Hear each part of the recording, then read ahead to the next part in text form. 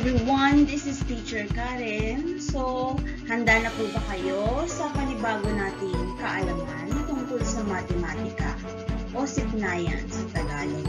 So, ang lesson po natin ngayon ay solving word problems involving linear inequalities in one variable.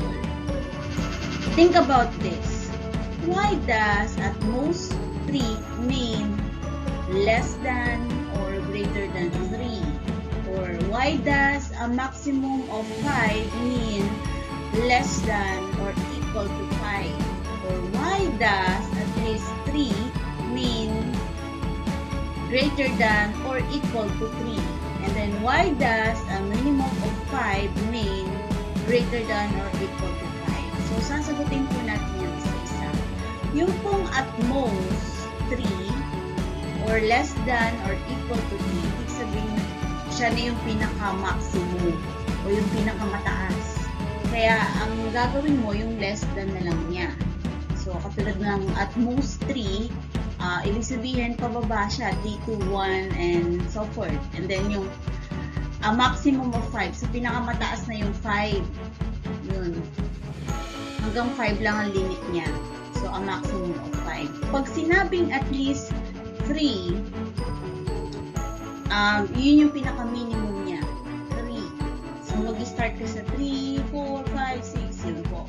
And then, a minimum of 5, mag-start ka sa 5, pataas. Kaya, greater than or equal to 5, or greater than or equal to 3. Okay? So, gagamitin natin yun mamaya. So, problem solving. Erica has 88, 84, 85, 91, and 90. On 5 tests in science. So, most of the time, ginagamit natin itong averaging. Kasi yan po yung napapanahon ngayon pagka nagkakaroon ka ng grade. So, she has one last test to obtain an average of 88. So, may goal siya. Kailangan yung average na is 88 or more in the course to keep her scholarship. So, kailangan mas mula sa 88 pataas para makip niya yung scholarship, kasi pag bumagsak siya or bumaba sa 88 yung grade niya, mawawala na siya ng scholarship mo or hindi na siya makakapag-aral ng libre. So, what possible values can she obtain on her last test and still achieve her goal? So, the first one, how to solve the solution, how to solve the problem. So, number 1 is understand the problem. So, let X be the score on her final test. So, kulang pa siya ng isang test. Anong daw na grade yung pwedeng idagdag doon para mag-average siya ng 88. So, let X muna yun. So, X muna siya ay undefined muna siya. And then, the average of her 6 tests must be at least 88. So, kailangan at least 88. Mula 88 pataas. Then, so, ibig sabihin ang average na hinahanap natin is greater than or equal to 88. Okay, another one is write the equation. So, sum of all scores and number of tests, yan po yung nasa ibabaw. Pag kasi kumuha ka ng average, i-add mo lahat ng grades, tapos ilan lahat yung grades, divide mo siya. For example, meron ka 5 grades, i-add mo lahat ng grades mo, then i-divide mo siya by 5. Yun na yung pinaka-average. So, dito, lahat ng nakuhang scores ni Erica, tapos ilang test lahat yun. May makukuhang average. For example, 88, 84, 85, 91, 90. Yan yung mga nakuha niyang scores. And then, kailangan may isa pang test. So, may isa pang test. So, ano kaya yung pwede niyang kailangan makuha niyang score para mag-average siya ng 88? So, ilang test yun? 6. So, okay, number 3, solve the equation and state the answer. So, ito po yung given. So, ang una natin gagawin, i-add po natin yung 5 test. Then, yung x, leave lang na siya na ganyan kasi hahanapin pa natin kung anong number yung pwede i-add sa 5 para mag-total, mag-average siya ng 88. So, pag in-add po natin yung 88 plus 84 plus 85 plus 91 and 90, magto-total siya ng 438.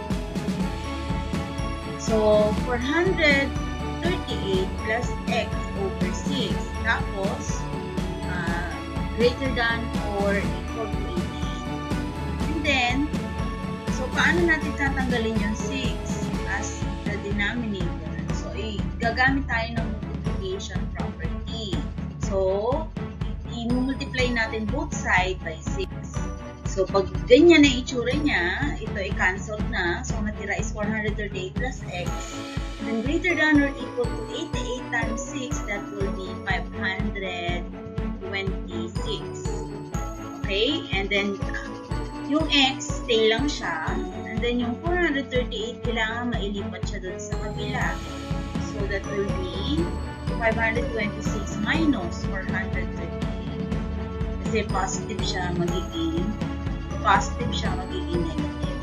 So, 526 minus 438, that will be 90. So, meaning, kailangan ng last test ni Erica ay makakuha siya ng 90 pataas. So, check natin yung answer kung tama ba. So, lagyan natin yung 90 doon. Pwedeng 91, 92. Pero, sakto na natin, 90. So, pag inad natin lahat yan, that will be 528 divided by 6. So, the answer is 88 greater than or equal to 88. So, nag-equal siya. Pwedeng mas mataas sa kanya. Kung makakuha si Erica ng 95, mababago to. Pero, still greater than 88 yun. Kasi yung equal pa nga, 88 na.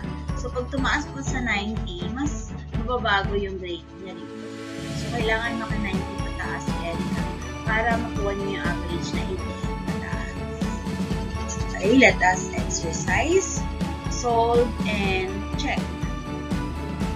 Okay, another problem. A movie theater needs to average 50 or more viewers per viewing each day to make a profit. On the 6 viewings, the number of viewers were as follows: 38, 46, 48, 58, 65, and 69. What possible number of viewers can it have in the last full show to still make a profit? So, dito naman, merong isang sinihan, no? So, ang average daw ng panonood doon ay 50 pataas. So, para kumita. So, meron silang 6 viewings na gagawin. So, meron ng limang napilangan nila. 38, 46, 48, 58, 65, 69. So, titingnan natin kung kikita ba sila o hindi. Pero, gaano daw karaming manonood yung last show nila, yung pang 6 viewings, para alam nila na kikita sila.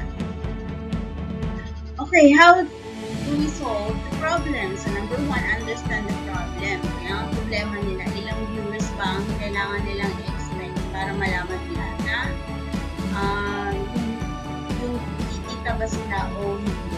So, ang hinahanap natin ay the average of our 6 viewers must be at least 50. So, ibig sabihin, 50 pataas yung kailangan niya na magiging viewers para magkaroon sila ng kita doon sa sinihan. So, average greater than 50. The number 2, write the equation. So, number of viewers over number of viewing. So, ilang beses pa. Since meron na silang 6 viewing, so kulang na lang sila ng isa. So, ilang viewers kaya ang dapat nilang ma-achieve para magkaroon sila ng kita. And then, so ito na, 38 plus 46 plus 48 plus 58 plus 65 and plus 69 plus x. Ilan yung kinakailangan pa nilang viewers. Okay? So, that is greater than or equal to 50. Dapat yung pataas. So, solve the equation and state the answer. So, ito na. So, i-add natin yung 6 na viewers na yan. Kung ilan yan, that is 324 plus x over 7. Kasi pang 7th viewing yung hinahanap nila. Then, so, katulad ng ginawa natin kanina, i-multiply natin siya kung ano yung denominator. So, yan. So, i-multiply. So, cancel to. 324 plus x and then 50 times 7. That will be 350. Then matitira na lang yung x dyan. So 324 ay lilipat na sa kabila. So x is greater than or equal to 26. So ibig sabihin, kulang na lang siya ng when kailangan ang viewers nila mag-range ng 26 pataas para kumita sila. So, syempre, the more the merrier. So, check natin yung answer kung tama. So, exactly ko na din. Ginamit ko na yung 26. Kailangan mas mataas sa 50 na average yung kumita. So, 324 plus 26 is over 7. So, 350 divided by 7, that is 50. So, ibig sabihin, tumama siya sa 50. So, kung tataas pa yung 26 viewers, bawi kasi siya dito. Mababa man dito, mababa man dito sa 50. Meron namang mas mataas sa 50 dito kasi hanggang sa sumunod. So, kahit magbaba siya dito, automatic mag-50 pa rin kasi average siya naman. So, meaning, 26 mataas na viewers, siguradong may kita na sila.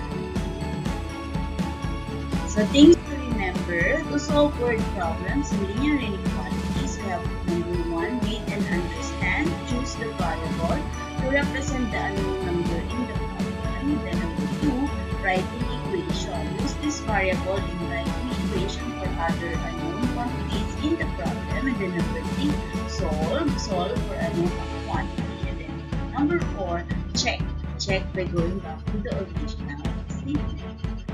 Okay, so that's all. Thank you. God bless and stay safe. See you again next time on our next video.